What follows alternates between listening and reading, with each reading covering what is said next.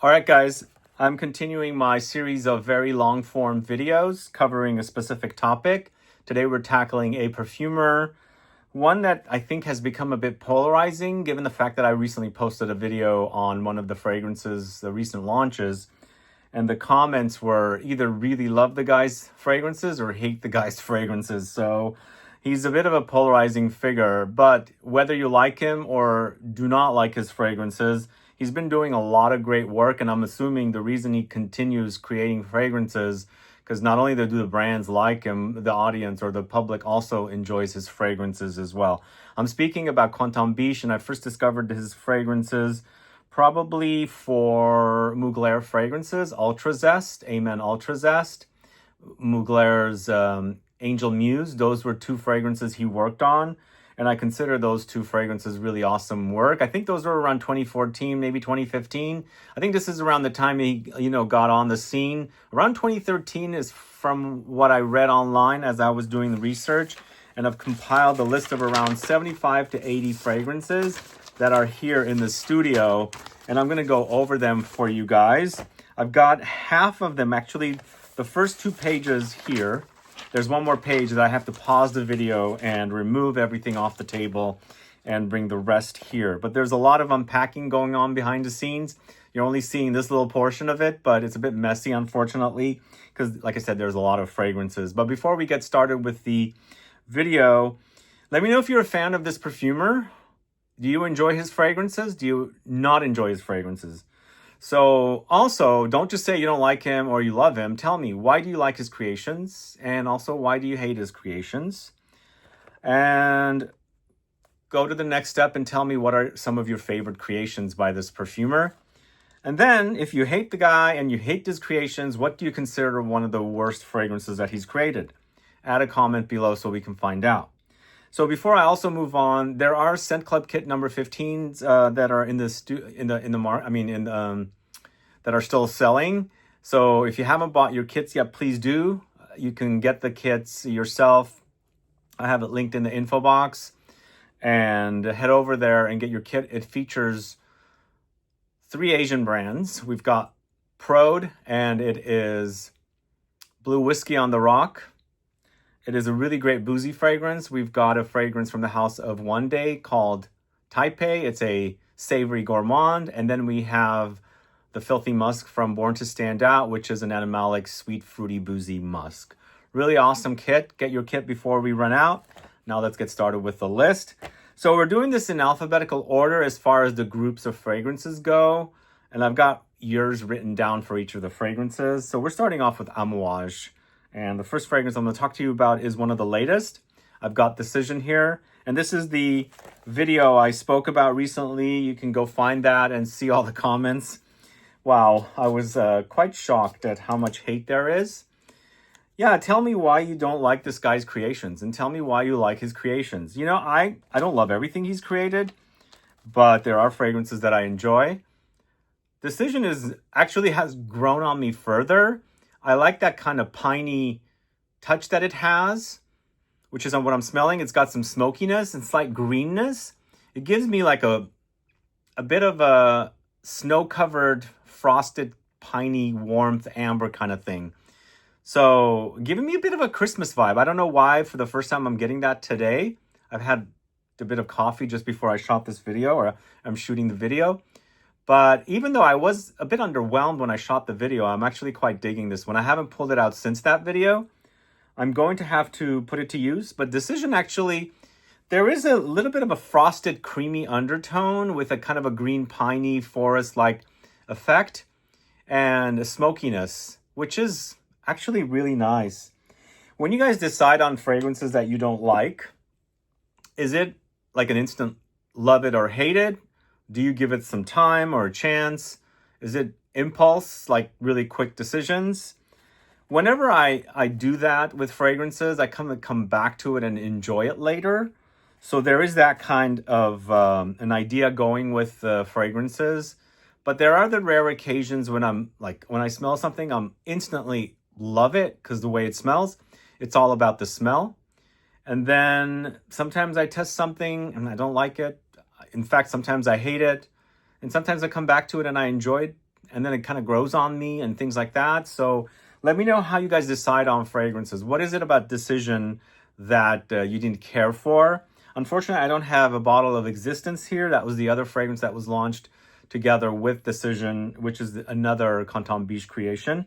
It's Quentin in English, American English, and it's Quentin in French. So let's go on to the fragrance I think that put him on the map for AMOUAGE. It's Decision. I'm sorry, not Decision. What am I saying? It's Guidance. Guidance is a very popular fragrance. And are you a fan of Guidance? There are some weird things going around with this fragrance that people get. Kind of, I don't want to say what it reminds people of, but I'm sure you've heard. Let me know if you get that. So it's a typical Quentin Bisch creation. I see his DNA here quite a bit. It's present in Delina for sure. And this is a bit rougher than Delina. Delina is just very pretty to me. This one, it is AMOUAGE after all. It does have smoky touches.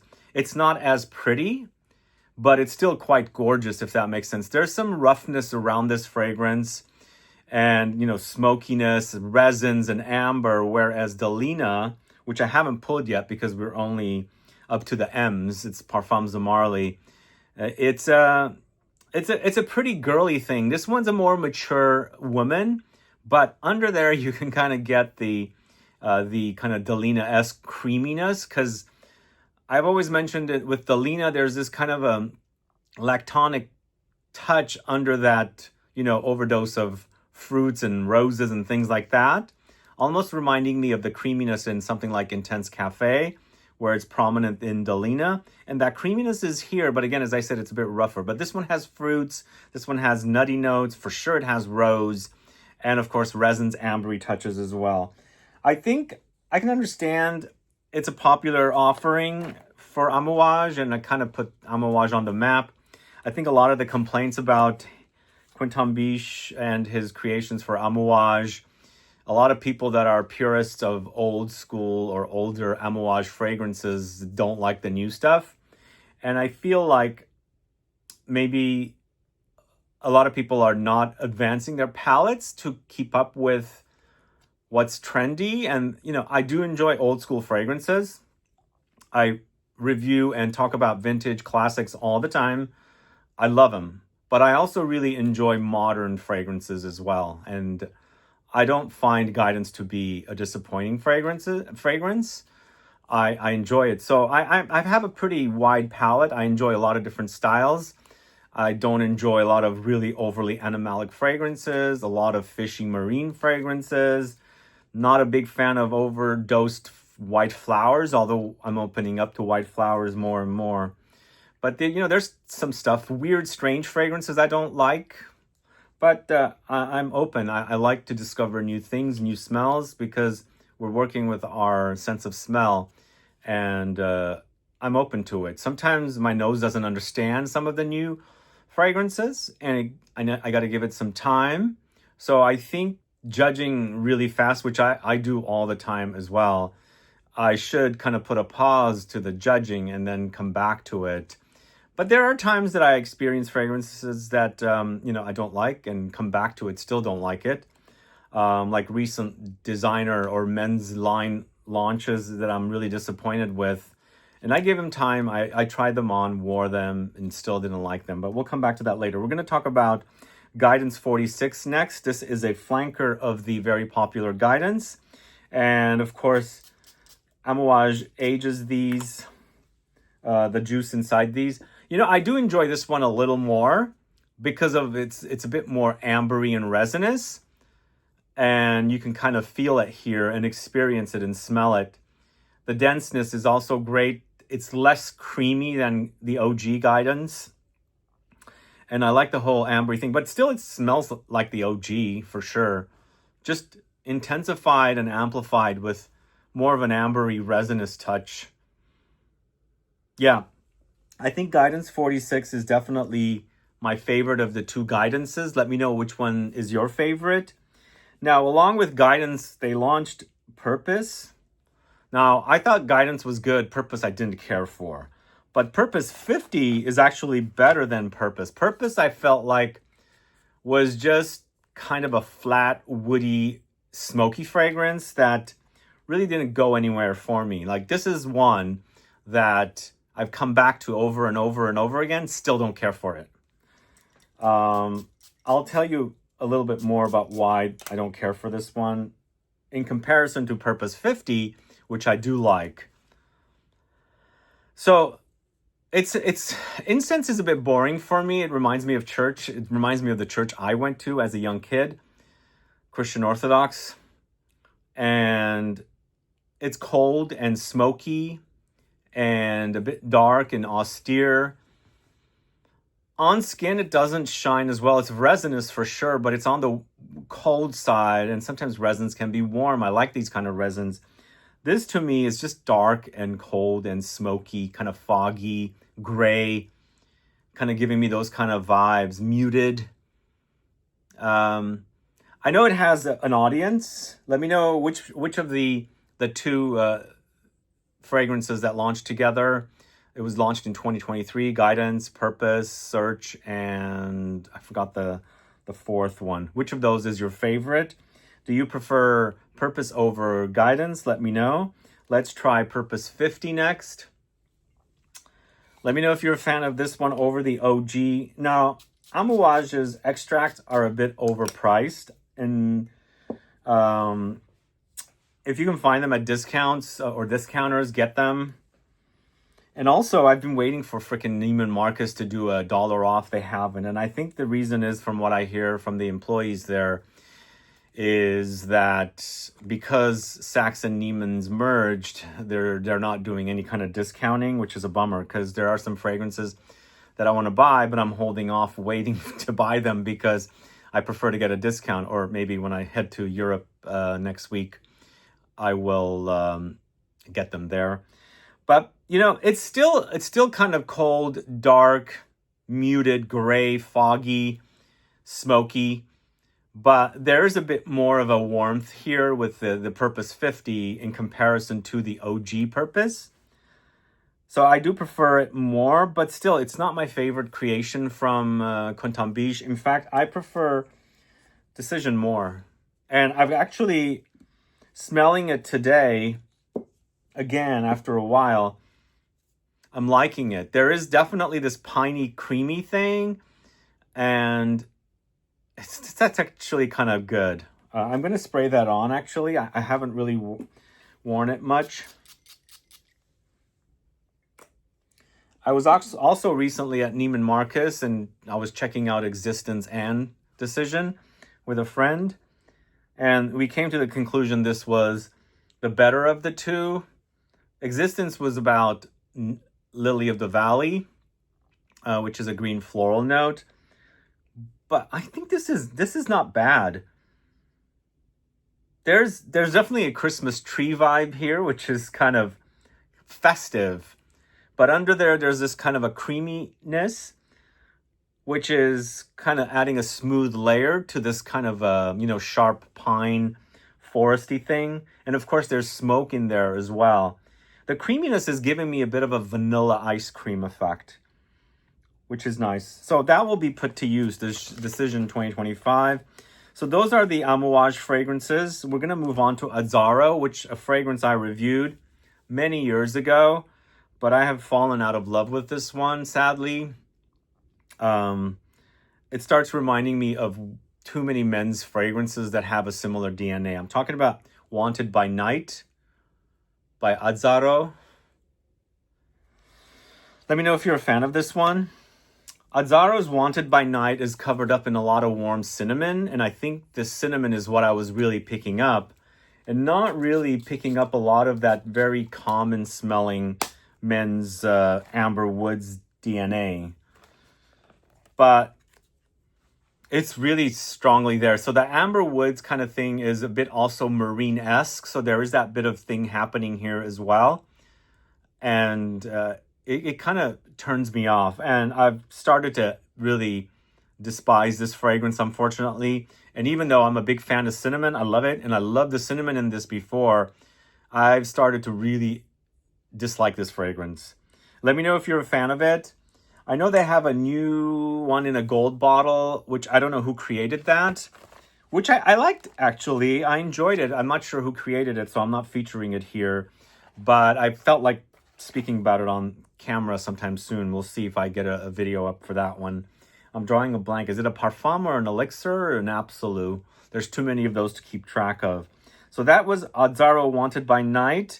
Then we've got AZZARO's Pour Homme Cologne Intense.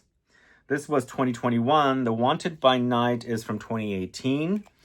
And I found out this is Quentin Bisch looking up the database Wiki Parfum. Do you guys ever use that database?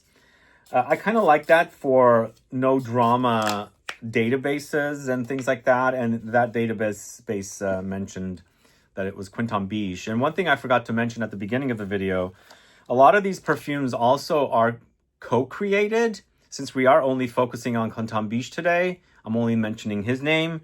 You can look up his name, or the name of the fragrance, I should say, and see if any of them are co-created. A lot of the designers are the ones that are co-created. The niche ones are mostly just individually done by Quentin Bisch, which is kind of cool that way. But there's a lot of designer fragrances here that we're going to talk about that are co-created by other, since Quentin Bisch works at Givaudan, other Givaudan perfumers. Like a lot of Louise Turner came up, a few Sonia Constant or one came up, a lot of Christophe Reynaud came up. There might even be a few other perfumers that I'm drawing a blank with the names. But this Cologne Intense is a really solid freshie. Not really necessarily paying a lot of tribute to the OG AZZARO Pour Homme, but it's a fresh, invigorating, lemony, citrusy kind of a fragrance. And it's kind of a done reach fragrance. It's not anything groundbreaking or anything like that. But I think it's a pleasant limited edition that came out in 2021 during the pandemic. I enjoy it. It's wearable. It goes down pretty easy. It's not thick, heavy, dense, and really pleasant for hot days. It's got a nice lemony astringency, but not overly tart. But there's also some aromatics under there as well to kind of balance it out and give it some depth.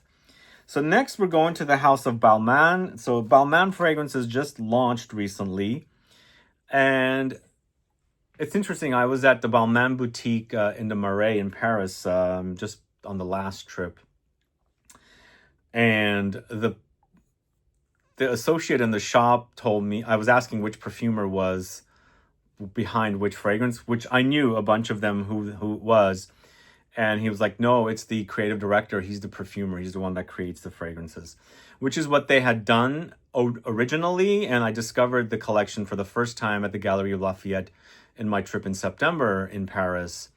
And at that time, when I was smelling the collection, I kind of sensed that Quentin Bisch, was behind the fragrances, because for sure his DNA is there, his touch is there, especially on BLEU INFINI. This one totally reminds me of a Quentin Bisch creation. Definitely pretty solid. But I feel like the brand hasn't really gotten the hype. What do you guys think? So this one gives me Ganymede-like DNA. It's done differently, but behind it, there's something there that kind of gives me a bit of a Ganymede-like DNA. But I find the three of the fragrances here, but mostly the two of them in this series. There's four that I have here from Quentin Bisch that I really consider really nice work. I think also Balmain, when they first launched here, they were priced higher. And I believe Estee Lauder decided to make them less expensive. But I think these are still a bit pricey. I think they're like $250 for a 50 ml eau de parfum concentration. But BLEU INFINI is good, guys. If you like Ganymede, definitely should check that one out. Let's go to my favorite of the bunch. It's Celle d'Ambre. Oh my God, it's so good. That's the first fragrance I fell in love with. And when I was sampling these in September at the Galerie Lafayette in Paris, I knew I liked BLEU INFINI. But this Celle d'Ambre was the one that I really enjoyed. It's super sexy. It's a bit animalic and musky. It's got a bit of cumin vibe, which Quentin Bisch does tend to do quite often. but it's amber, it's ambergris, it's a bit sweet, but a bit savory, salty. Super awesome fragrance. There's some musk under there, some, you know, daring smells, but it's just done nicely.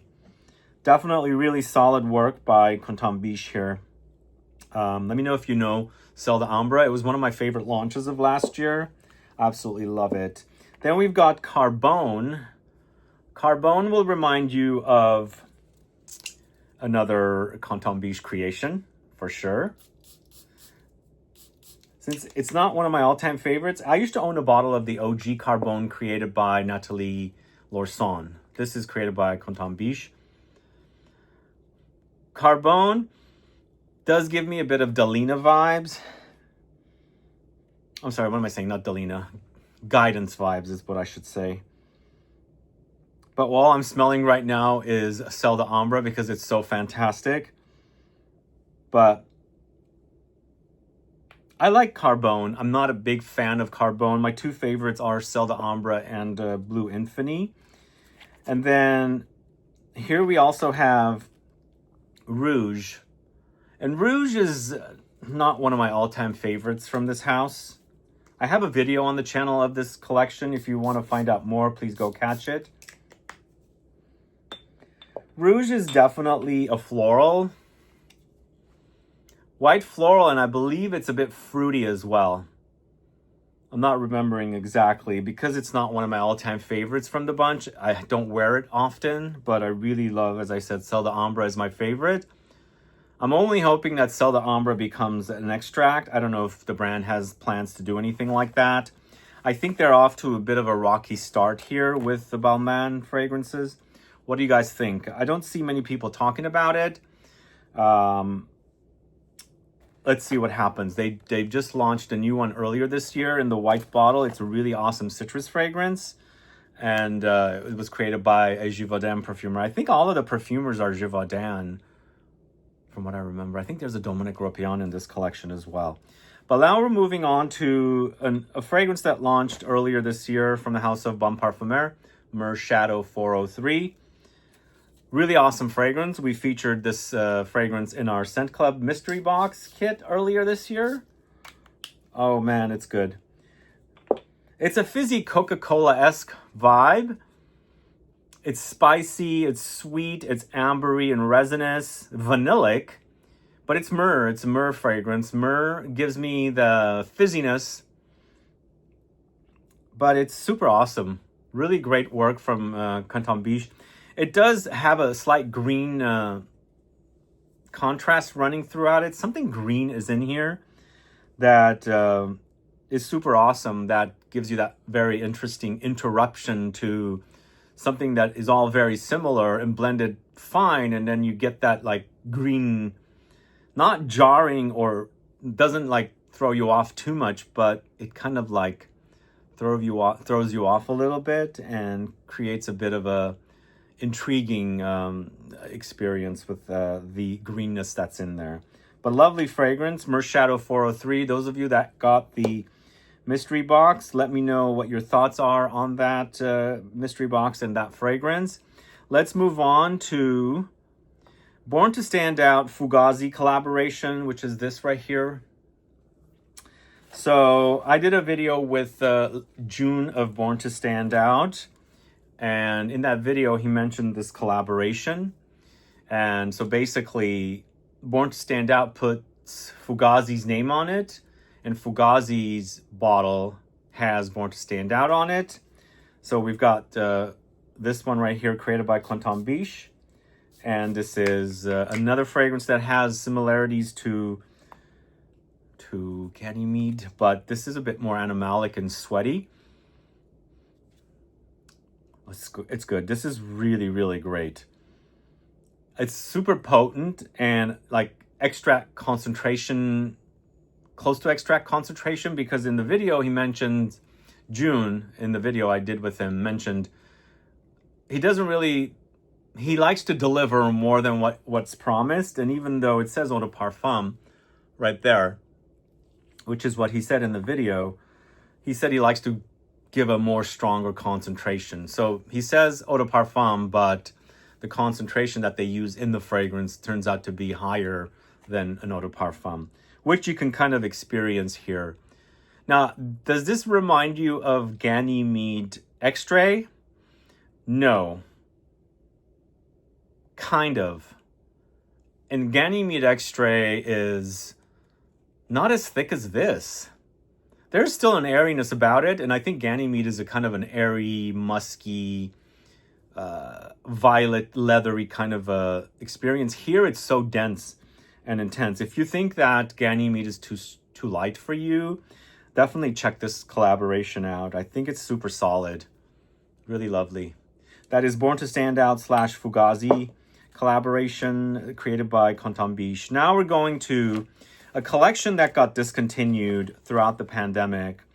Big fan of the collection. My favorite was Olivo, O-L-I-V-O. It was a fragrance inspired by olives, which is very hard to find. But Quentin Bisch created 2 in the collection, at least 2 that I have. This is Bottega Veneta's Bottega Veneta Parco Palladiano. And we've got QUERCIA. And we have Salvia BLEU.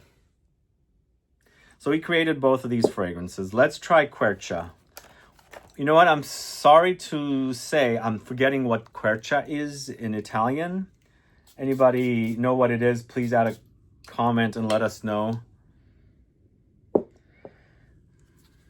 Why is this a bit floral and grassy? It's fresh, but a bit grassy and floral. There's a dryness about it, almost giving me the idea of autumn, dried leaves and things like that.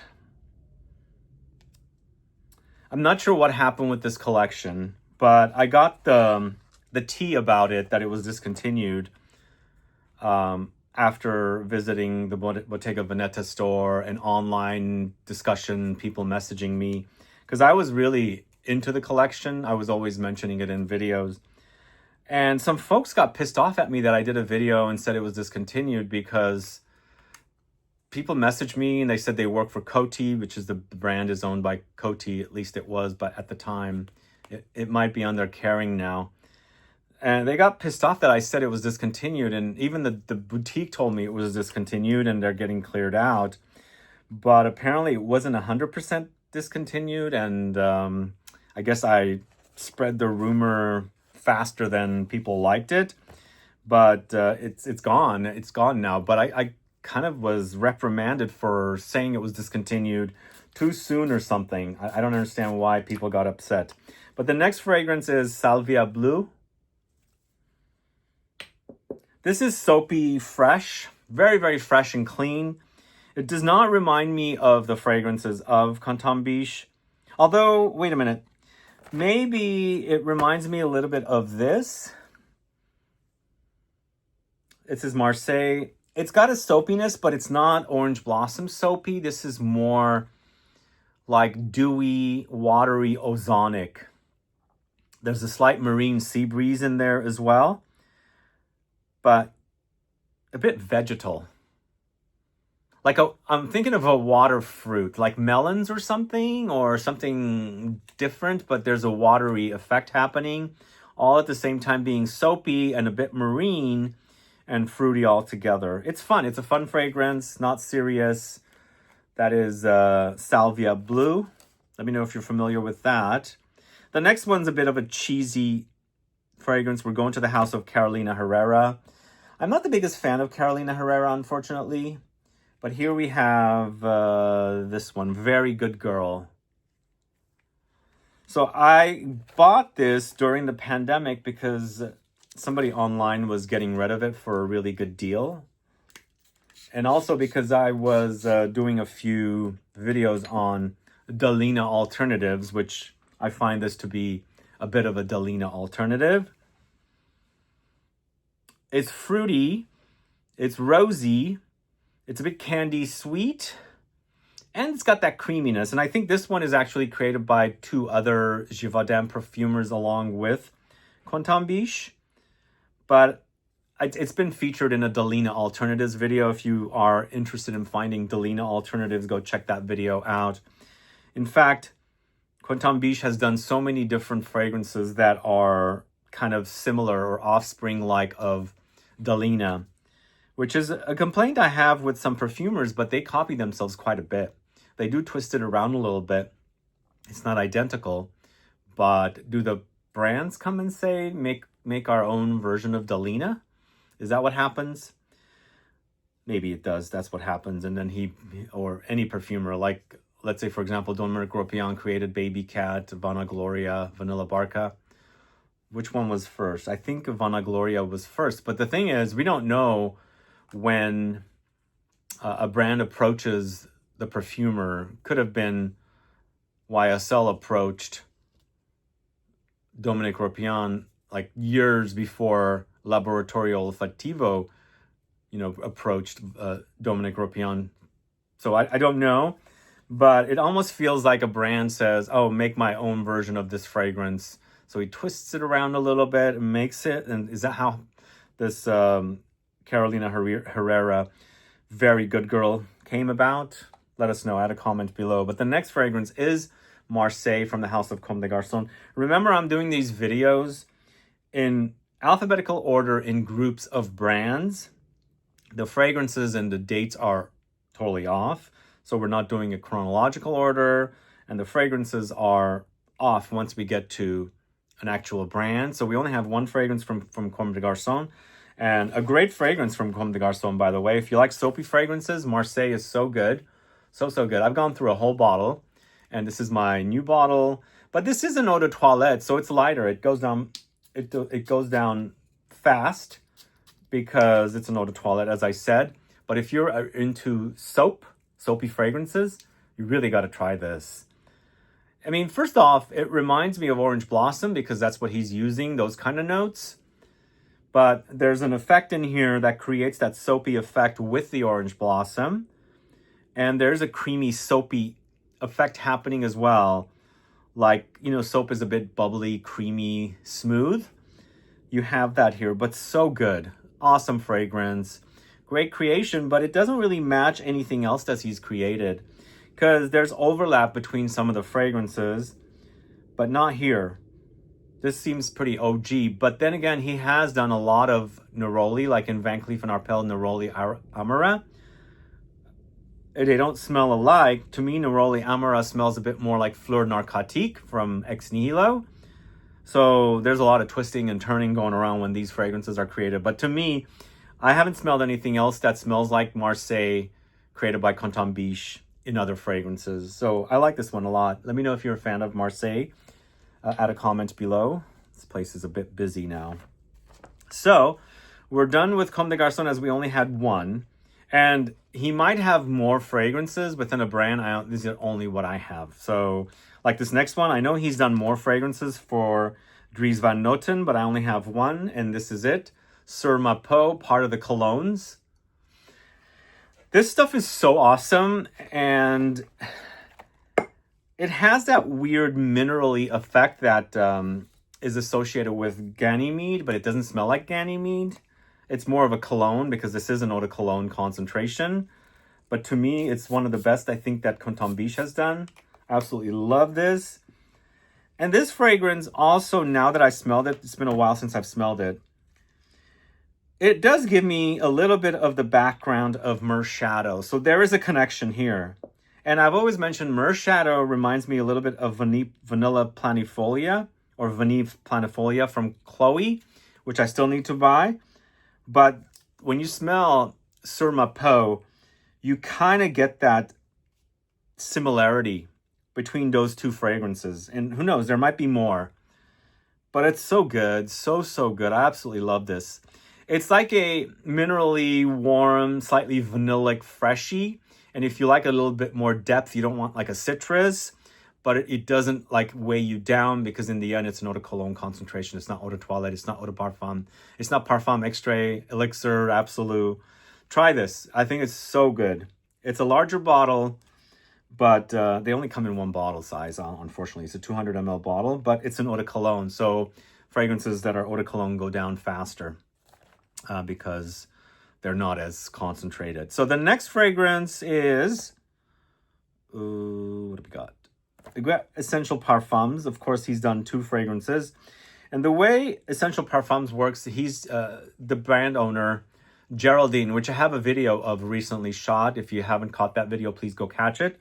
We speak about Bois Imperial Extrait in that video, and there are new extraits coming for existing fragrances. Go catch that video as well. But Bois Imperial is kind of an offspring, which now I feel like it's definitely what's going on. Does the perfumer make something that smells as popular as other fragrances, or is it the brand owner that says, make me something like this? So this does remind me of Ganymede for sure, but it's a bit more woody, so I feel like it has touches of B683 as well, but it's also not as dense. I feel like this is a bit fresher, but also I think it's the most popular Essential Parfums fragrance, hence why we have an Extrait de Parfum. And the Extrait de Parfum went deeper, darker, amberier, resinous with a slight rosy touch. Apparently there's a rosiness. I don't get the rose much. You have to really, really focus on the rose. I get more of a deeper kind of experience, reminding me more of B683, because I feel like B683 and Ganymede are offsprings of one another, or they're similar, but one has more woods, one has more airy notes. Ganymede is a bit airier. And I'm picking up a bit of both B683 and Bois Imperial Ganymede in Bois Imperial Extrait. Maybe the rose is there. It's slight. It's very, very slight, but for sure it's ambery, and that's really, really prominent. It's thicker. By the way, it's in one of our latest kits, the Bois Imperial Extrait, kit number 14. If you haven't bought your kit, I have it linked in the info box. It's a great fragrance and really long-lasting as well. And an Extrait de Parfum is definitely a stronger concentration, unlike the Eau de Cologne concentration of Sur Ma Peau, which I also really love. Yeah, I do enjoy Quentin Bisch's creations. Like this next fragrance, I think it's definitely really solid. But sadly, Estee Lauder has killed this collection. What the hell are they thinking? Did this just not do well? This is definitely one of my favorite fragrances created by Quentin Bisch, Radiant Mirage by Estee Lauder. It's super sexy. So it has jasmine, it has patchouli and sandalwood. Oh man, it's so super sexy. Really long lasting. And but it's not a super dense fragrance. Oh God, I love this fragrance. The jasmine, the patchouli, the sandalwood together, it's a bit creamy. It's got a lot of projection, but it's not super dense and thick. It's floral, it's earthy, it's sparkling. I've gotten compliments with that one. It's sad. It's sad that it's gone. But I think this is a refillable bottle, although it's not. I think this is one of my very first ones. Later, I think they did refillable bottles, but mine's an OG bottle. But really great fragrance. Let me know if you've actually sampled Radiant Mirage. It's so good. Such a great creation. And also, it doesn't remind me of other things that Quentin Bisch has created. It kind of reminds me a little bit of Karine by Karine Reutefeldt. There's also a Bulgari fragrance that's kind of similar to the fragrance that's in the Tigar is in the same collection. That's also jasmine and patchouli. It kind of reminds me of that as well. But that stuff is so awesome. Let's move on to the Essential Parfums brand next with Experimentum Crucis, which came out in 2018. Who's familiar with this one? I think Quentin Bisch has done like 2, 3, maybe 4 fragrances for Etat Libre Orange. This one gives me some Ganymede vibes, but this one also has rose, I believe, from what I remember. Yeah. Actually, I don't understand why this one is not hyped. It's so good. It's super sexy. I feel like there's a lot of patchouli in there, but this time with rose, it's slightly chypre-like. There's a bit of a Ganymede-like effect happening, or a bit of like the DNA of Ganymede in there. Oh, good. It's so good. This is so, so good. I don't understand why that people don't talk about this one. Let me know if you're familiar with this. This is really great work from Quentin. And it's super sexy. It's got a really great, almost chypre-like. It's almost like there's patchouli in there, giving me like a, you know, patchouli rose chypre vibes. But this next fragrance has also got patchouli. This is HOMME, and I'm not going to say the rest of the name because it's like 12,000 words. Oh God, it's got geosmin, so it smells super earthy. And it's also bright, green, earthy, and also patchouli is in there. Really great work by him. But this one, to me, doesn't smell like anything else he's created. But awesome stuff. It smells of damp earth. Mossy a bit, but wet. There's earthy patchouli here. It's so good. Really, really awesome work here. And if you like the smell of earth, a bit muddy kind of, you know, like that kind of earth. Not dirty, but I kind of associate that with dirt. That you would be satisfied with that. But this next fragrance is probably one of the most popular fragrances that Quentin Bisch has created for the House of Ex Nihilo. It's Fleur Narcotique. Let me know if we're going in the correct order. Yes, we are. This one came out in 2014. So I think this is 2014, yeah. 2014 for this, Dalina in 2016. Along the way, there was also Neroli Amara, which I kind of find similarities between each other. So it's one kind of a formula just twisted and turned around, and a ton of money is made by, you know, making these fragrances. I don't know if perfumers get royalties from sales. Most likely they do. You know, like in films, if your film makes like $1 billion or $2 billion, you get rewards from it because it's, you know, crossed a certain threshold or something. I'm assuming that's how the perfumers work as well. And the fact that this fragrance and Dalina and even Valaya, I think, has similarities to these fragrances. I think Valaya more than Dalina. But I think it's kind of similar formula. It's just changed around with the fruits. It's super lush and juicy and fruity here with Fleur Narcotique.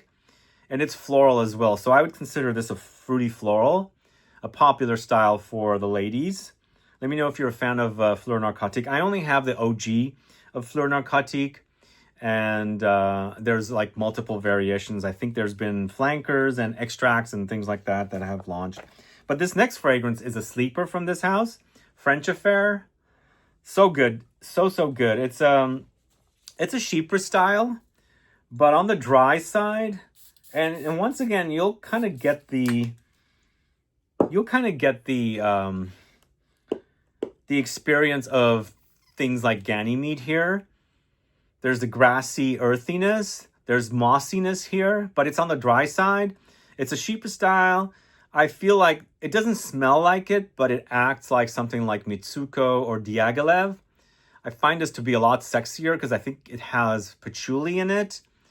But you got this kind of a dry, grassy, autumn-like effect with all the dried vegetation and earth thrown in. This one's super sexy. I think there's a lot of vetiver in here as well, which is giving me that kind of a dry, grassy effect. But super awesome. Let me know if you're familiar with French Affair. Totally underrated from that house, but kind of leaning masculine. But it's super sexy once again. That's awesome. We're going to the house of Gucci next. It's Gucci Guilty Elixir de Parfum pour Homme. So I thought the women's version in this collection, this series, the Elixir de Parfum, was also him. But Wiki Parfum said it was another Givaudan perfumer. I left that one off. But here, I think it's a fairly popular fragrance from Gucci. I want to love this a lot more. I should say I want to love this as much as other people love it.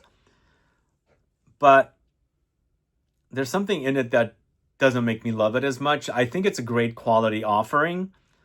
For one, it reminds me a little bit of AMOUAGE's Reflection Man, but not as wide-reaching. I feel like the projection on Reflection Man is a lot bigger than the reflection. I mean, the projection on this one. I mean, it smells great, but I still think the Absolute is my favorite in the series. But I feel like the rest of the collection is a dud. I don't care for the OG DNA of the Guilty series for men. They had the Cologne at one time, which was also awesome. They discontinued that one really fast. Thankfully, I have a backup bottle of it. I like this one. Still, I think the Absolute is definitely better for me as far as smell goes. This one, not my all-time favorite, but decent. I think there's a lot of fans of it out there. But this next one, I think we're done with the first page. Next, we got the second page. And we've got 2 pages worth of perfumes here. And then we'll move into the third page, and I'll have to pause the video at that time. But we're going to the house of Jean Paul Gaultier, and I've got 2 in the Le Male collection and 3 in the Scandal, and these are all men's fragrances. First of which is Le Male Elixir, which I find to be really awesome, and I've been ragged on. People say I shouldn't like fragrances like this if I like a certain other kind of fragrance. I mean, I don't know. I can't control myself from liking something. If I like something a lot different, let's say like a bit more vintage, old school, I should not like a fragrance like Le Male Elixir. It's about smell, and I like the smell. So that is key for me. And yes, it's sweet, it's resinous, it's ambery, and it's vanillic, but there's a lot of mint here and also a lot of lavender, which is a great combo. I think Quentin Bisch did a great job. I think it's a great fragrance. Again, I don't understand why I get criticized for liking something, the smell of. If you like a smell, I'm not going to say, why do you like that? You like this other fragrance, which is a much better kind of a thing. I like things that are really cheap and really expensive, and there's a lot of things in between that I'm going to either like or hate, and I love the fragrance there. In fact, I prefer the Elixir more than the Parfum. And there's actually a new Elixir, I think. Is it called Elixir Absolute? Is it the same? Is it different? I smelled it in passing in Europe. I thought it was similar. I didn't test it out. But the Parfum came out during the pandemic. I think the Parfum is great, but I still prefer the Elixir more. What do you guys think? I know there's people that love the Parfum. The Elixir is just super long-lasting. Really, really long-lasting. The Parfum is not as ambery and resinous. It's also not very similar to the OG Le Male. But, you know, the DNA's there running between the 2 fragrances. For sure, it'll remind you of one another. But there's something amber gold. I mean, they actually put this in the right color bottle. You really smell that color when you smell the Elixir. Here, it's a bit drier, a bit darker, a little muted. But the other, man, it's golden. It's like liquidy, kind of honeyed golden. Both of them are good, though. But this next fragrance collection, the Scandal Pour Homme collection, I think might be a little bit of a dud. I'm not sure how long this collection can go on, although they just launched the 4th flanker. I felt like it was a bit underwhelming. So it's Scandal in the Eau de Toilette. Scandal Pour Homme, I should say. Let me know if you're a fan of this. It's utilizing the chestnut note again. I think By the Fireplace might have left an impression on a lot of people. So the chestnut note is quite popular. Although chestnuts are not as popular here in this country as much as they are out in Europe. You know, there's a creamy, comfy, sweet kind of dessert-like quality about this. That's kind of good. In fact, I prefer the Absolute more. But the Eau de Toilette, I think, is okay. I believe it also has aromatics in there. I think it has lavender. Let's try this is the Parfum. It's called Le Parfum. It's starting to get confusing. I think the new version that just launched, is it an Eau de Parfum, correct? So we had an Eau de Toilette, we had a Parfum, then we had the Absolute, and now they've gone back to an Eau de Parfum. So it's interesting. I kind of prefer the OG versus the Le Parfum. For sure, the Le Parfum is a lot thicker and denser, but I could smell that kind of nutty, the kind of nutty smell the chestnuts have in the EDT more than the EDP. Let me know if you're a fan of this series. Sadly, I haven't really checked out the ladies in this series. And also, is there a collection called Divine? I haven't really checked out that collection. So here is the Absolute. The Absolute goes a bit fruity. I think it has a note of Mirabelle, which is a plum, Mirabelle plum, really yummy. Love Mirabelle plums. But yeah, you still have that kind of chestnutty thing happening here. Still, I think out of all the ones that I spoke about from Jean Paul Gaultier, I think Le Male Elixir, really, it's like a three-dimensional experience. So big and beefy, so intense, so in your face. I love that fragrance. So let's move on to Kenzo. And I only have one Kenzo created by Quentin Bisch, this one. This is Kenzo Homme Eau de Toilette Intense. I think that's what it is. Yeah, Eau de Toilette Intense.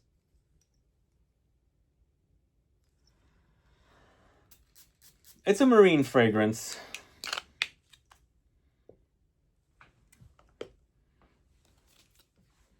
It's a marine, but also mineral. I can smell this like a mineral experience in here. But woody and spicy and also some freshness like citrusy something. It's not my all-time favorite. It's pleasant. But that's the only Kenzo we have here. We've got 3 L'Artisans that I have. First of which is Eerie Degree. So this is a series of fragrances from L'Artisan that utilizes vegetables as notes. This is Iris, Gray Iris is what it's referring to. And I think this one utilizes peas as a note, so it's very green. It might come off a bit simplistic. It's a bit powdery and also woody, but very green. And, iris is pretty prominent in this. If you like the idea of green fragrances, check that out. The next fragrance is Vetiver Écarlate. This one is a vetiver-focused fragrance with tomatoes. This, to me, there's some slight greenness there. I think it's the fruit itself, the actual tomatoes, which is a nice contrast to the kind of earthy vetiver note. There's a juiciness here as well, but very vegetal, kind of, like tomatoes are fruits, but they're not sweet. So it's kind of a vegetable-like. So vegetal is ideal because I get a bit of a vegetal touch from vetiver to begin with. So that one is Vetiver Écarlate. The next fragrance is a really yummy fragrance created from Quentin Bisch in 2018. It's Mandarina Corsica. A really great fragrance. I really love this. The mandarin orange in this is really super yummy, and I think there's caramel in here as well. There's a little bit of a idea of the Scandal for Men series in this, giving me that kind of a texture, but with an overdose of the mandarin. There's tonka beans in this quite a bit as well. I think this collection, from what I remember, were fragrances inspired by different areas of France. This one was focusing on Corsica. So I'm assuming mandarin oranges are consumed in Corsica for some occasion. That one's a really good one. I really love that one. We're going to the house of Lattafa next. 2 fragrances launched back to back. Teriyaki and Teriyaki Intense. So we've got the snakes on here.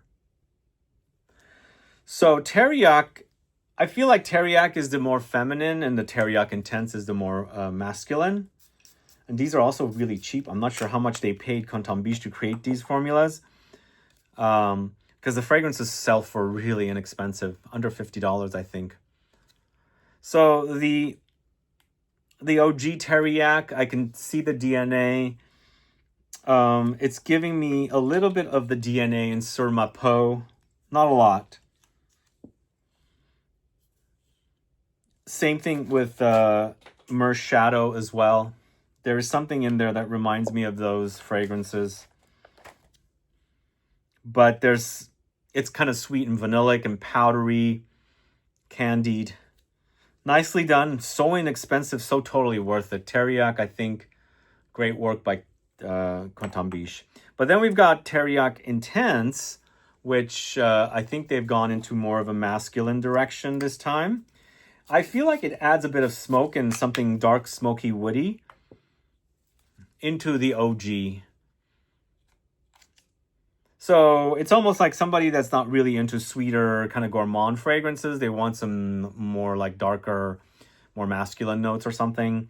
Would go with something like that. You still have the stuff that's in the OG, but it's toned down with the more masculine, smoky, woody kind of notes. That's Teriyaki Intense. I still get the DNA of the OG in that as well. So those are 2 Lattafa fragrances that he's created. Those came out last year. Then we've got one fragrance from Le Galion called Tillule. This is a linden blossom focus fragrance. Let me know if you're familiar with this house. So I recently smelled this as I was putting it down here. I kind of got the... So sometimes fragrances you can strip down and smell the ingredients separately. So there's a major honey touch in this. When you strip it down, kind of reminds me a little bit of Fleur Narcotique. Also, I should say, it should remind you a little bit of Tilia, because Tillule is linden blossom, Tilia is linden blossom. So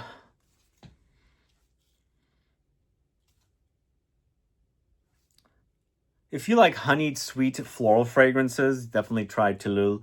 I think that linden blossom is one of the most intoxicating smells. It happened 3 years ago in 2022. I was in a small town on my way to get a train just outside of Lyon, and Uber drove us there, and we got out of the car. The most amazing smell was in the air. Since we had like a 2-hour layover, I went and searched for the smell. I do that kind of stuff. And I was looking at trees and things because there was not a lot of flowers. It was trees and blossoms. And I used my phone, my iPhone. The photo app does tell you what things are. And so I snapped a photo of the linden blossoms. And that's what it said. It's a linden blossom. And I was like, this is the most amazing fragrance ever. Super intoxicating. I think June is the month that they bloom. Late spring is when they bloom, just before summer, and amazing, intoxicating, super intoxicating smell. I think it was one of the most amazing experiences that I'll always remember because I was on a hunt to find that smell. I've done strange things like that, trying to find a certain smell, and that was very memorable. So we've got that Tillule, which is linden blossom, and then the next one is from the house of Liquid Imaginaire. It's Liquide.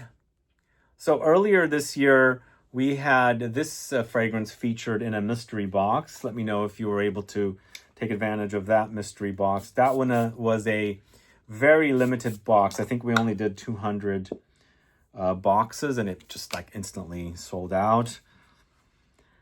So this is a quite powdery fragrance, bit ambery, but I feel like there's something golden in there, something syrupy, kind of like fighting with like a lot of powdery, musky notes. But I kind of maybe reminds me of the next fragrance. We'll get to it in a little bit. But I think this is a co-creation. I think it's 2 perfumers here from what I remember. But really nicely done. It's kind of super musky and powdery, but something syrupy golden is inside, reminding me of the color of this bottle.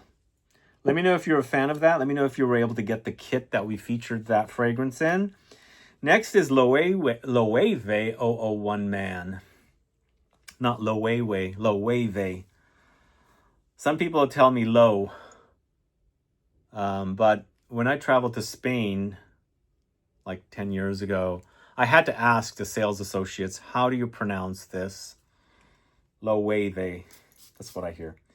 So some of you are asking me to do videos on the collection of Loewe fragrances. I don't have a lot of Loewe fragrances. In fact, since the last time I did a video, which is probably like 6 years ago, and now my collection of Loewe fragrances has not grown that much. Let's see, maybe I will buy a few to do a video of what I have.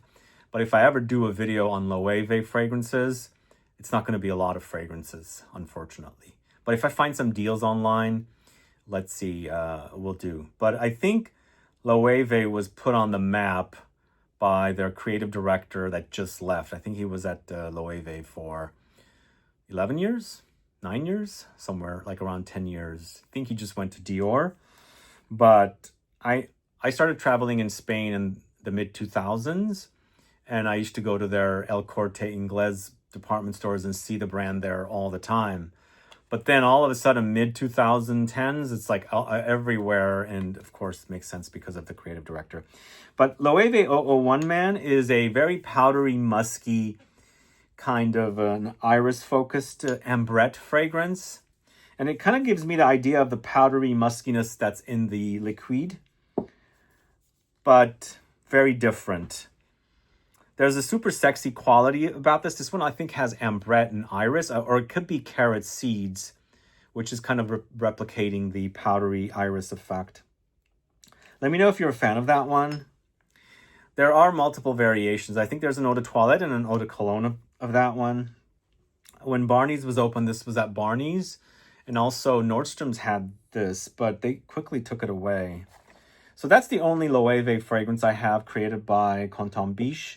We're moving on to the house of Maison Crivelli. There's 4 fragrances here. We're going to start off with Hibiscus Mahajad from 2021. This is also in a long line of fragrances that people associate with Delina. This is my least favorite of... Actually, it might be a tie. I don't care for Hibiscus Mahajad, honestly, guys. But look at the color. That stuff is like really intense. So I get a medicinal fruitiness here, and it's a bit of a turnoff for me. It's almost like really hard wax and fruits, and the wax has a scent that's covering up the gorgeousness of the fruity smells, giving me a medicinal effect kind of thing. This is what I'm getting with Hibiscus Mahajad. I don't care for it whatsoever. I would never wear that fragrance, but people love it. And the other one I don't care for from this series is Ombre Chromatique. I was like, this is boring. I love amber fragrances, but this one just didn't do it for me. It's cold and dark and smoky, and I mean, there might be fans of this one. It's also a bit animalic, I think. The resins are creating a bit of an animalic funk, but not like an animal. It's just more of a funk rather than an animal. But this is definitely not my cup of tea. My 2 favorites are these 2. Patchouli Magnetic first, then Tuberose Astral. Why isn't it not focusing? Anyway, Patchouli Magnetic is so overwhelming. It's also a very polarizing fragrance. It's also a very strong, long-lasting fragrance. I received compliments with this one. It has so much great trail. It's very creamy, milky, lactonic against the earthy, like deep, dark, deep earth. Woods kind of earthy patchouli. You know, brightened up by fruitiness and also milky creaminess. It's a great contrast, really lovely, really super potent. But honestly, Tuberose Astral is where it's at with the Maison Crivelli Extrait de Parfums. Does he have another one coming out? Is there an oud coming out with Quentin Bisch? These are the only 4 I have, and I only enjoy the 2. Tuberose Astral is so good. And also compliment getter. Super sexy, not as strong as Patchouli Magnetic, not as overwhelming, not as polarizing. Really wonderful job. I think The tuberose is creamy, but when you wear it on skin, there's that signature cumin touch that pops up with tuberose astral that Quentin Bisch throws in his fragrances. That's also available here when you wear French Affair. But man, tuberose astral is super awesome. Really, really awesome. I love that fragrance. Let me know if you're a fan. Maybe you like Hibiscus Mahajat more than tuberose astral, but to me, I just don't click with Hibiscus Mahajat. It's just not for me. People said, oh my God, it's the best fragrance. I keep trying. I just tried it again.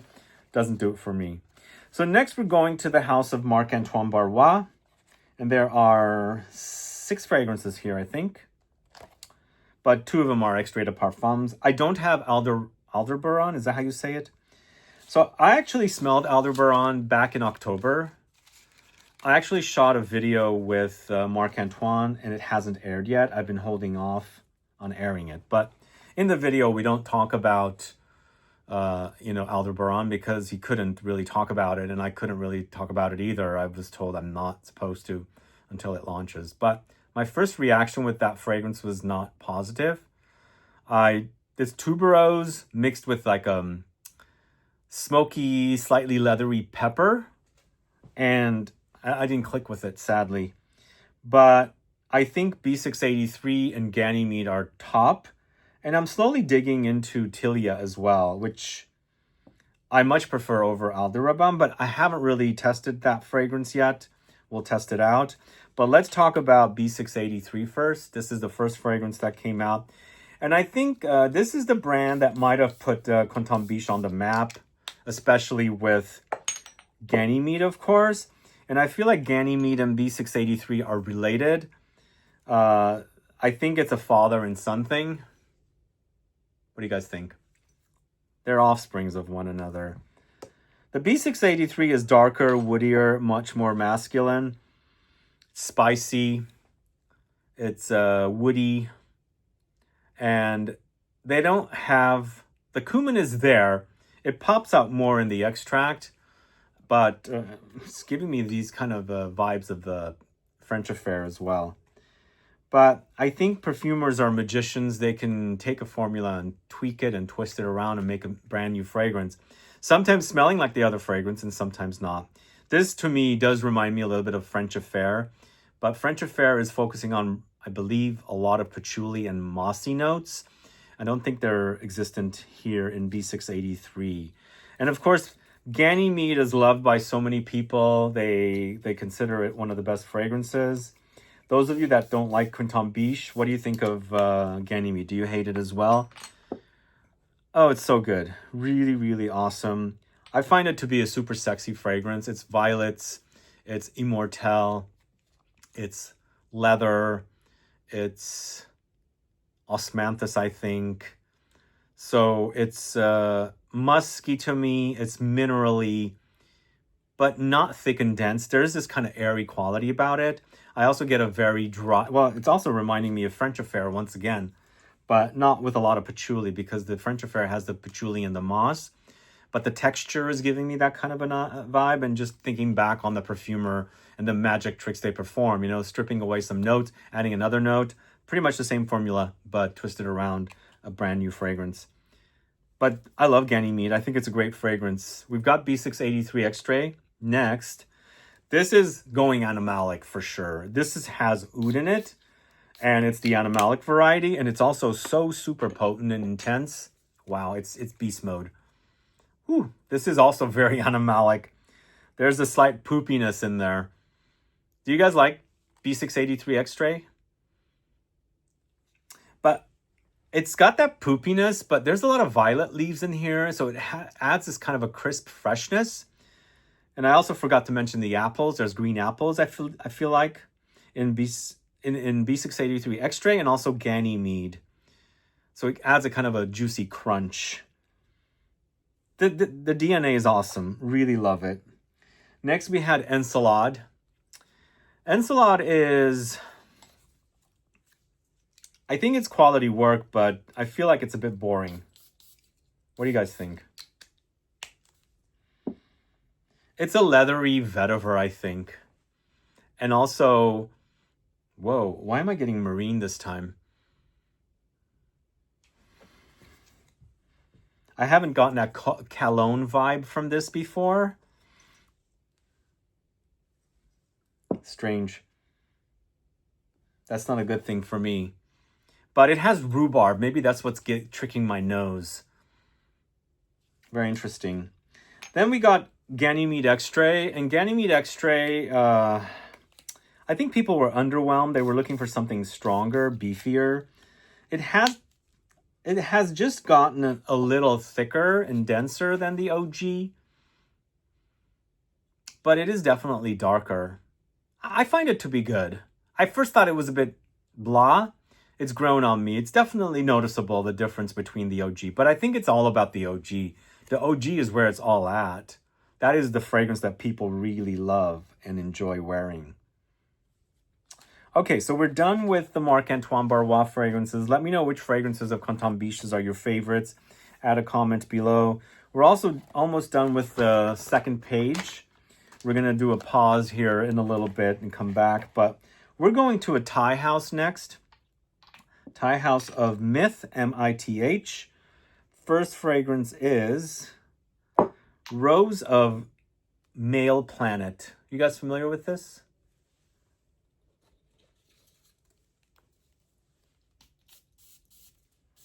I'm not too experienced with the Myth fragrances, but obviously it's rosy.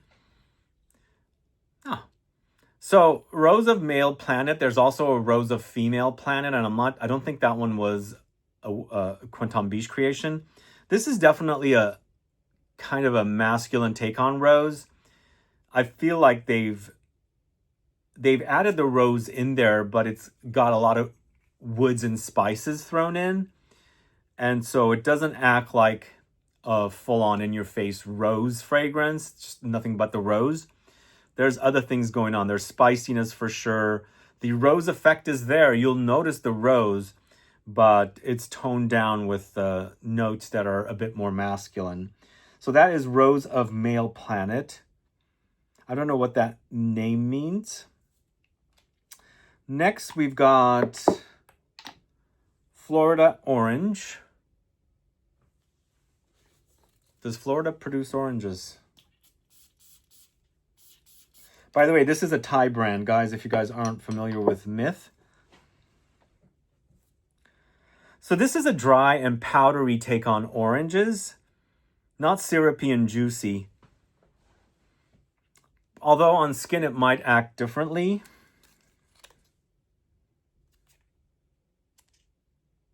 It's bright. There are some woods thrown in there, light spices. It's fresh. I think it's getting better as it progresses. But definitely, I think this one requires skin. This is Florida Orange. Let me know if you're familiar with Florida Orange for Myth, created by Quentin Bisch. And I'm going to do one more fragrance, even though it's on the next page, but I have it here. Also from the same brand, Oud and Black Tea. Black tea or tea fragrances are very popular. Oud combo together. Let's see what they've done. Ooh. Out of the 3 Myth fragrances, this stuff is amazing. There's a fruitiness here. Is it apples? It's so juicy.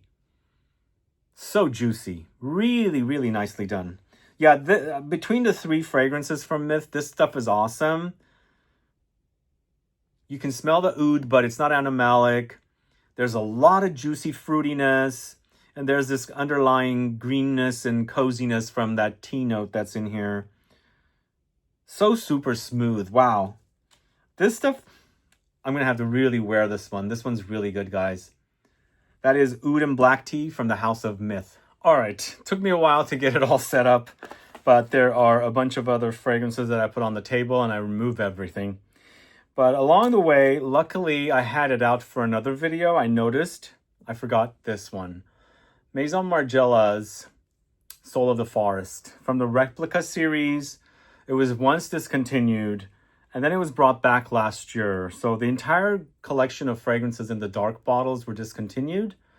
And I don't know why this is not focusing. Okay. This entire collection was discontinued. Now it's brought back. I don't know what's going on with my camera. But it's now brought back. There's 3 that were brought back, but the original collection, I think, was 5. And then now they just launched a new fragrance called Ideal One, created by Givaudan perfumer, drawing a blank. I forget names sometimes on camera, but somebody knows. You can put the name down below. This fragrance was a mossy green fragrance with slight fruitiness, and it's a bit petrichor-like, but not in your usual way. It doesn't smell like Bay 19, but the idea might be there. And I enjoyed it. I've featured it in fragrance reviews in the past. And I can't remember what the new version smells like, if it's different. But to me, definitely has that forest floor-like smell. Just imagine you're in a forest floor. It's a bit damp, and you've come to this patch of fruits. Kind of a thing, that kind of an idea. And that's what you get with this one. It's a designer. I think it's like, if you're looking for the petrichor idea, you might not get it fully here. But for a designer, I think you get it. And I remember the name of the perfumer that did the latest fragrance in this dark bottle series of fragrances from Maison Margiela. His name is Christophe Reynaud. So he did the new Maison Margiela orange one, and now he did the Ideal One. So the next fragrance I'm going to talk to you about, we're going to the house of Mugler, by the way. We've got 3 fragrances here. First one is Ultra Zest. See the name Thierry Mugler right there? They used to put the name on it before. They don't do that now. And sadly, 2-3 years ago, Mugler died. And Mugler is definitely one of my favorite designer houses. I really, really was obsessed with Mugler fragrances. I've mentioned the story of working in a photo lab while I was going to film school, art school. And ladies used to come in and they were wearing Angel. That smell was so intoxicating when your nose is so used to the smell of chemicals for printing and developing film. We don't do that much anymore. It's all digital now. And so when your nose gets used to that smell and somebody walks in with this intoxicating, smell of patchouli and, gourmand notes and things like that, it really wakes you up. Like you might be in this mode of just printing and processing and printing and processing, and a lady comes in and stands at the counter and there's that smell. So I'm a big fan. I used to be a really big fan of Mugler, and this is definitely one of my favorite creations, and this is Quentin Bisch. So they took the Mugler DNA, Amen DNA is what I should say, not the Mugler DNA, but the Amen DNA, because Amen launched in 1996, 4 years after Angel, and it was called Angel Men, and then they changed it to Amen. And this came out 19 years after the OG Amen came out. So basically, it's a DNA that's made fruity and, bright orange. Gives me what's this orange juice that was so synthetic tasting? I forget the name. There was this orange juice that was like really popular in the 80s and 90s. Not Tang, but kind of Tang-like. But it was in the fridge, and it had a very kind of a creamy consistency, but was all orange. It gives me that kind of an idea with that whole Mugler Amen DNA. It's a great fragrance. It got discontinued really fast. I don't understand why it got discontinued really fast, but maybe there was a ingredient ban, or ingredient became expensive, or maybe it just didn't perform. It didn't sell. But one of the last great Mugler Amen flankers, and I'm having a hard time putting that in. We'll hold off later. But yeah, one of the last great Mugler Amen flankers. Sadly, it's no longer around. If you can get a bottle, I highly recommend it, but don't pay too much money for it because it might not be worth it. The next fragrance from Quentin Bisch that he created for Mugler is Angel Muse. So I can't find my OG bottle. I've got all my vintage up there, but I looked and I couldn't find it. This one I actually found in France recently, and I brought it back in Paris, actually. It was on a clearance table, but this is a refill. Sadly, it's not the bottle. I can get an idea of the smell. Look at this. It's kind of changed color a little bit. see if I can get this to go in.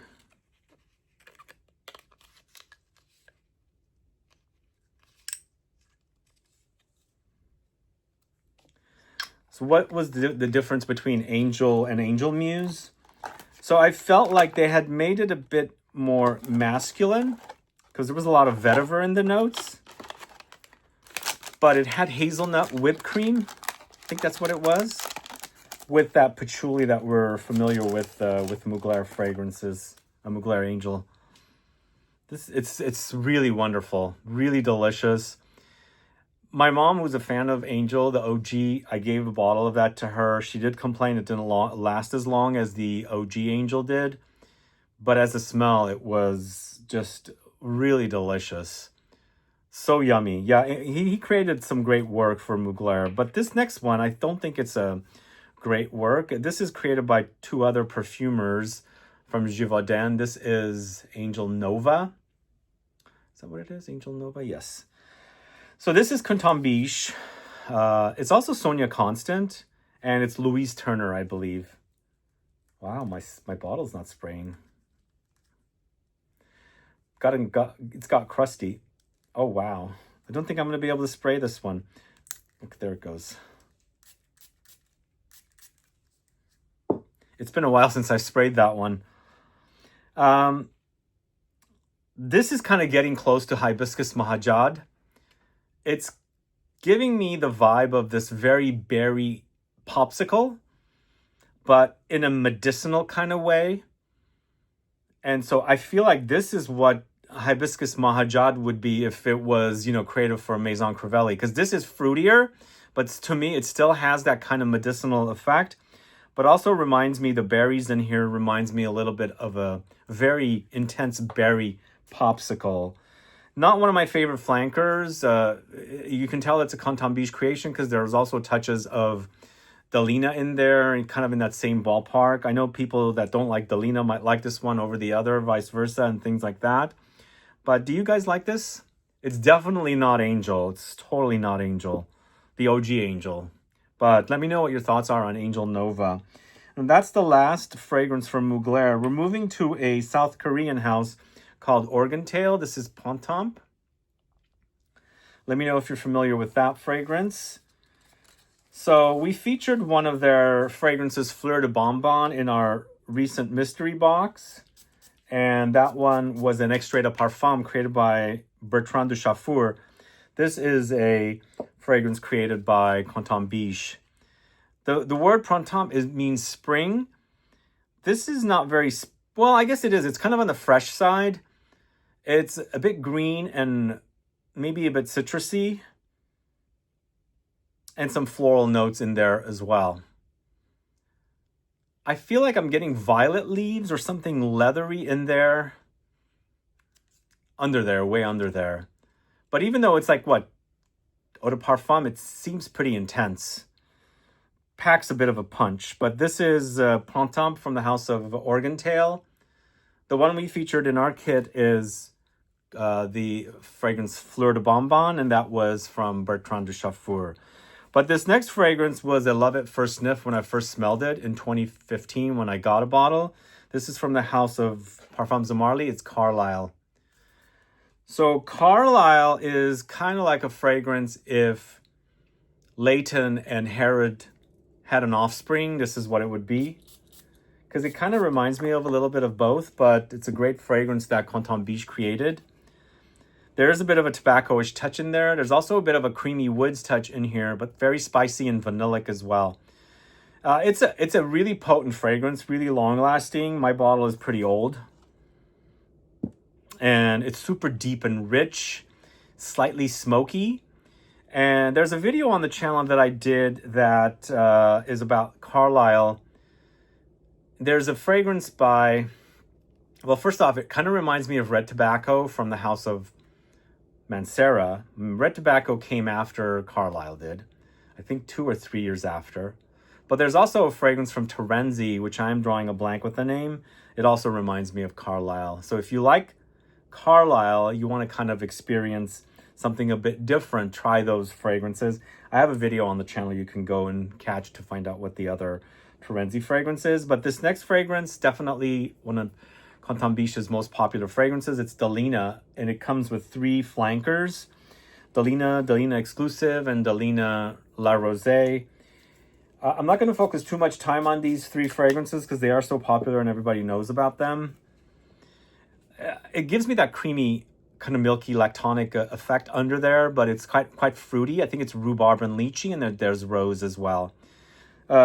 Fruity floral, kind of in the same ballpark as Fleur Narcotique, Neroli Amara. But once again, I think the notes are twisted around, changed around, and end up with a brand new fragrance. Basically, the same formula is remixed. I guess they're not necessarily flankers, but sort of flankers for other brands. Kind of, sort of, I guess. But we've got Delina Exclusive. And as you can see, once a fragrance is popular, what are they going to do? They're going to give you multiple variations on it. Flankers, of course. It's a reinterpretation. Here, I think they've taken Delina into a darker territory. Not as fruity, but more ambery and more intense. And maybe a bit oudy as well. Which ones do you guys prefer? The Exclusive or the OG? The Exclusive has a lot more depth. The OG is a bit more fun and playful. And then we've got La Rosée, which is thinner, a bit dewier. I think, ooh, my bottle is not spraying very well. And now it's not spraying at all. Lovely. So La Rosée, I think, is also a bit musky. There's a bit of a clean laundry-like effect with the Delina DNA Rose Amplified. I think it's like more like rained on dewy roses. That's what I get with that. It's pretty. For sure, it's pretty. And then we've got Valaya. I don't have the new Valaya flanker, by the way. That's Valaya. And Valaya, to me, reminds me more of Fleur Narcotique. For sure it does. Yep. It's very musky, though. I don't know what the new version is. I haven't got my nose on it. This has a fruitiness and lots of musk, I'm getting. There's a bit of a laundry effect. I think it's the musk that creates that. But it's nice. Not my all-time favorite. I prefer Fleur Narcotique if I'm going to pick between the two. But I feel like the Marley lasts longer. I always feel like something about the Ex Nihilo fragrances. They have some of the best smells, but I think performance is an issue with those fragrances. We've got 2 fragrances for the house of Penhaligon's next. Terrible Teddy. It's a musky, ambery leather fragrance. Very smoky and rough. And spicy as well. I think he's overdosed the ambroxan in here. That you're getting that muskiness and ambery effect from the ambroxan. But eventually it's there's resins here. Like I think it's olibanum or frankincense. And it becomes ambery and resinous when it's drying down. And smoky, of course. I like that one a lot. It's a very masculine offering. And I think it's perfectly fitting of the animal. The next fragrance is called Vra Vra Vroom from the Potions collection. It's Potions and Remedies collection, which is fun. I really love this collection. This one I bought at Harrods upstairs in the salon where the Penhaligon's boutique is. It was it was 23, September of 23, and it was hot outside. It was a heat wave there. And this one was fresh, so fresh and invigorating with the fruity freshness that I fell in love with it and I had to have it. So it's osmanthus, and it's giving you this kind of a bright, fruity, like a stone fruit apricot-y effect. It's juicy, really juicy, fruity. And it's also very, very fresh. And osmanthus can go very stone fruity and also leathery. This does dry down to a bit more depth, but up top it's really nice and fruity. Very, very fresh. So that is Vra Vra Vroom. It says a perfect pick-me-up. The osmanthus and magnolia. That's what it is, magnolia. So there is a slight creaminess there. And it's the magnolia flower with osmanthus. Both of them are flowers, but with osmanthus, you can do some interesting things with. So the next fragrance I'm going to talk to you about is from the house of Plume Impression. It's Murmure d'Eté. Definitely one of the best fig fragrances out there. And again, created by Quentin Bisch. Guys, I dropped a bottle of this in the haul recently. The whole haul smelled like Murmure d'Eté, green figs. I was so bummed. And my janitorial crew was so pissed off because the glass shattered everywhere. I don't break a lot of bottles, but every once in a while. This was actually, I was taking it home to try and play around with. But sad, it was a disaster. But this is an awesome green fig fragrance. It literally smells like you're under a tree. When it's hot, you can smell the heat amplifying the smell of the green leaves. It's fresh, but there is this green humidity in there because, you know, it's amplifying the heat is amplifying that smell. And it really acts like that. Really awesome. Awesome fresh green fragrance. Plume Impressions Murmure d'Eté. Let me know if you're familiar with that. Add a comment below. We've got just a few more fragrances left. We're going to a house called Prode. And if you're not familiar with Prode, I just mentioned Prode is in our latest Scent Club kit. And Prode is a Thai house. And Quentin Bisch did a collection of 4 fragrances for this house. And, well, I think he might have more. I can't remember. But these are the 4 tea fragrances. And there's a whole video on the channel for these fragrances. If you are curious to learn more about them, go catch that video. But the first one I'm going to smell is, let's see, black tea. There's black tea, green tea, red tea, and white tea. Black tea. We've got... So if you recall the video, my favorites are green tea and white tea. Green tea is so super fresh. There's definitely a citrusy touch, a bit minty touch. I love green tea in fragrances. It's one of my favorite type of tea fragrances. Then we've got red tea for something a bit fruity. This was my least favorite, sadly. I don't know why I don't get this fragrance, but maybe because it doesn't scream. Yeah, it's tea for sure, but... and the white tea acts powdery and gourmand. That's my favorite. Yummy. Sweet and almost like heliotrope or maybe mimosa. But my favorite two are definitely the green tea and the white tea.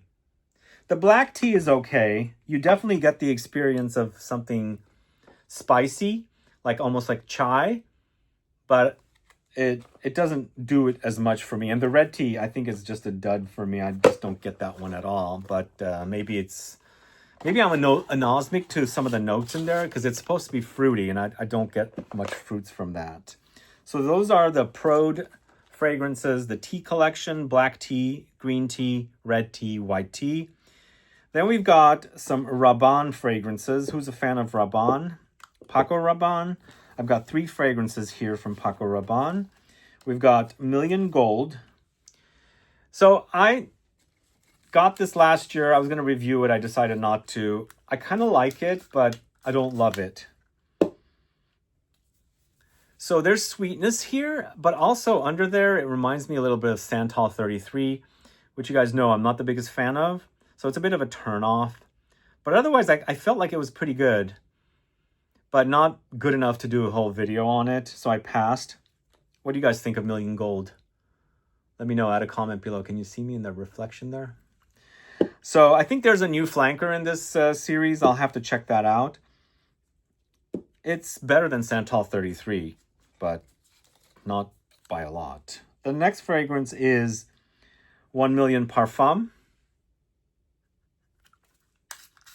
I think these are created in conjunction with Christophe Reynaud, which is the name I wasn't remembering earlier. He created the latest black bottle Margiela fragrance called Ideal One. So sometimes I get conned into buying fragrances by people that are selling really discounted fragrances in the Facebook groups. There's a slight bubblegummy effect happening here. It's interesting. My very first year to travel to Paris was the year 1 Million was launching or had launched. And it was all over the Galerie Lafayette with all this ad blitz and everything and the music. That was the very first 1 Million. I thought I enjoyed 1 Million at that time. It's definitely not one of my favorite collections. But here, it's a bit bubblegummy. Is that supposed to be bubblegummy like that? Is it supposed to be also salty? I think there's white flowers in here. That's what's giving me the bubblegummy vibe, the 1 Million Parfum. Not my all-time favorite once again. And here we have 1 Million Elixir.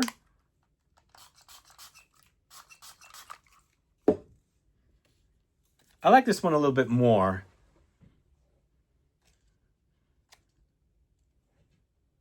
I think I'm getting to a point when nose is a bit shot. Let's take a quick break.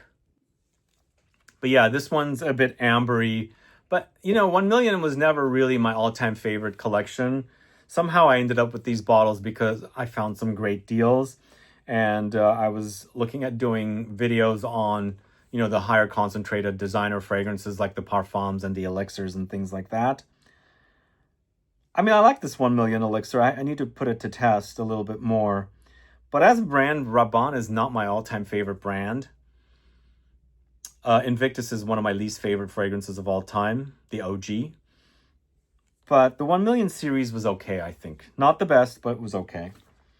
All right, we're going to a house probably you're not very familiar with, ROUGE Milano. This is BLEU. I think it's just called BLEU. Really gorgeous, luxurious bottle, as you can see. So this is, I think it came out around the time of Terrible Teddy.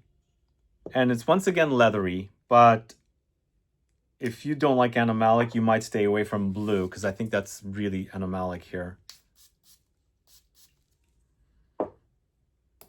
It's sexy though. Super sheeper-like. Might be a lot of patchouli in this. But this bottle is gorgeous and the fragrance itself is really awesome.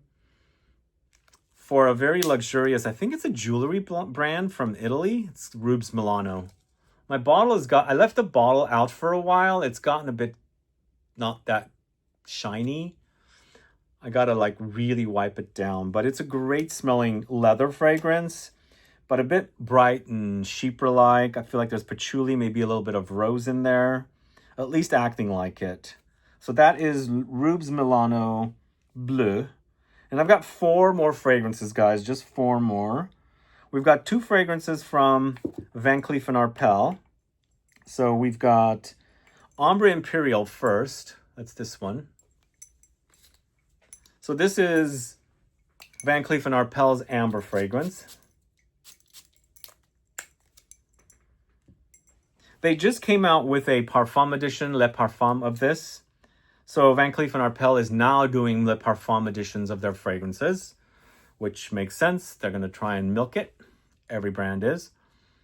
So this is, you know, it's a nice amber. It's spicy and peppery and resinous for sure. Not my all-time favorite amber. You guys know which ones I really like if you've been watching the channel. But I think it's quality work from Quentin Bisch. But the one I really like of his is Neroli Amara. Neroli Amara is in that same DNA as Fleur Narcotique and Valaya. But whereas the others are maybe a bit more tropical floral, this one's more on the Neroli Orange Blossom side. I think there's pear here giving you a slight fruitiness like the other ones do. But gorgeous. And they just came out with a parfum of this as well. So most likely it's doing well. I think Quentin Bisch also has a exclusive fragrance for Van Cleef & Arpels, the La Collection Extraordinaire, called Vendôme, which is, I think, the address of the boutique, Van Cleef & Arpels boutique. And if you ever go to Paris, go to their perfume boutique right next to the jewelry boutique. It's an awesome little store, and there you can buy the older discontinued fragrances, Czar, Pour Homme, and Van Cleef in bottles like this. And then we've got 2 fragrances left. The next one is called Rock by Victorinox. A cheapie. You can totally find this for really cheap. In fact, the fragrance launched in a different bottle first, and now it's moved into this bottle. It's a bit minerally, woody, spicy. Simplistic. I think a man that wants inexpensive fragrances but quality work, I think this will satisfy. Spicy, woody, maybe slight ambery touches under there, but minerally as well. It's called Rock, obviously. So we've got the idea of minerals. And then last but not least, we got another fragrance that's sort of in the Delina ballpark. Blouse by YSL from the Le Vestiaire collection. This, I think the whole entire collection has been redone, and I haven't been able to get my nose on any of the new ones. I'm going to have to do it when I go to France here in less than a week. But this gives me Delina vibes in a little different way. So if you love the Delina DNA and you want something a little different, check out all the fragrances I mentioned that might be in that kind of a ballpark. This is less fruity, I think, and a bit more musky and powdery. And I think the rose is a bit more highlighted here in Blouse. And you can really smell the dewy roses. It's pretty. Pretty and floral. So that's Blouse, the last fragrance I'm talking about. So I think we had around 80 fragrances. It might be somewhere between 75 and 80. And those are all the fragrances from Quentin Bisch that's here in the studio. And my biggest surprise of the day, Myth Oud and Black Tea. What an amazing fragrance that was.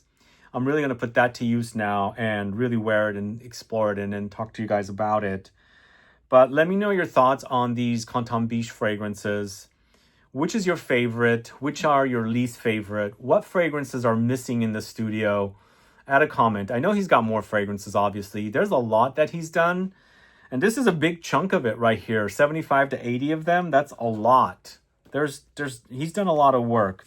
But he started a bit like 11, 12 years ago when he started doing fragrances. And I think he's definitely one of the world's best known, most popular, perfumers. And I don't know when his popularity will decline. But until somebody else comes and launches something that is universally loved, like Ganymede, I think this guy will go on unless he, creates duds all over the place.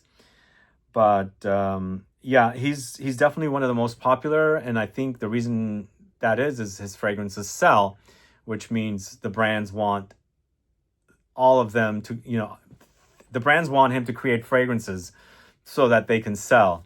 But I'm not sure every single one of them is a success. Do let me know, what do you consider unsuccessful Quentin Bisch fragrances, and what do you consider the most successful for this perfumer? And how long do you think he'll continue to create fragrances like this, like be successful? Because he's a very in-demand perfumer, so I take it that he declines, jobs. He can't do all of them, right? Like if I was to go to him and say, hey, make me a fragrance, will he say yes? Not that I'm in the market to do a fragrance, but you never know. Anyway, those are my thoughts on Quentin Bisch and his fragrances. Let me know if you've enjoyed this video. Let me know if you want to see another perfumer. I'm assuming I can do Dominique Ropion or Francis Kurkdjian next. Those are pretty well-known perfumers, but maybe there's an underrated perfumer out there that you might want to enjoy. This very long-form video of maybe 50 to 100 fragrances that this perfumer has created. No, edits and special effects and titles and photos. So let me know also if you guys are enjoying these videos. What else do you want to see besides perfumers? Any brands, any genres, any styles, any accords, any notes, we could do something like Givaudan, IFF, Firmenich. Those videos will be like a day long because I think there's going to be a ton of fragrances created from the big firms. But yeah, see if there's anything that you want to see. Add a comment below. And thank you so much for watching today's video, guys. If you have any questions or comments, please list below. Please subscribe to this channel and please click the bell icon so you'll be notified for future videos. And please give this video 2 thumbs up or thumbs up, not 2 thumbs up. So it'll help with the algorithm. Until the next time, see you later. Bye-bye.